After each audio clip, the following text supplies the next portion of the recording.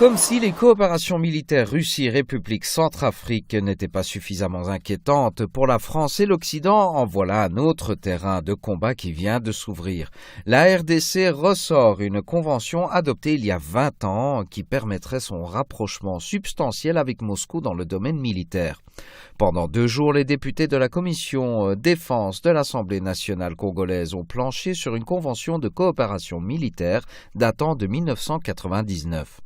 Un texte qui prévoit la livraison donc par la Russie d'armements, de matériel militaire et autres équipements spécifiques, des missions de conseil ou encore la formation de spécialistes militaires dans les écoles russes.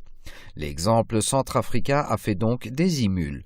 Le texte doit être prochainement examiné en séance plénière.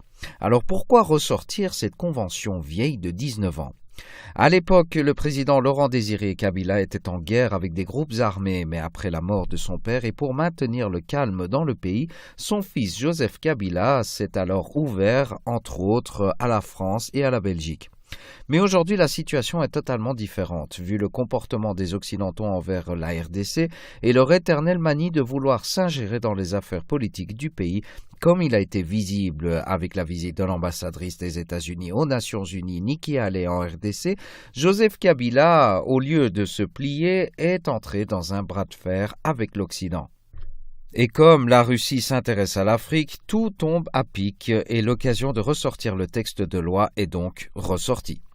RFI résume l'inquiétude occidentale en 2 mots, je cite, « Comme en RCA, la Russie entrerait par le biais militaire, mais comme en RCA, Moscou lorgne le sous-sol, comme en témoigne le compte-rendu de la rencontre entre les 2 ministres des Affaires étrangères Lavrov et Che Okitundu à Moscou en mars 2017.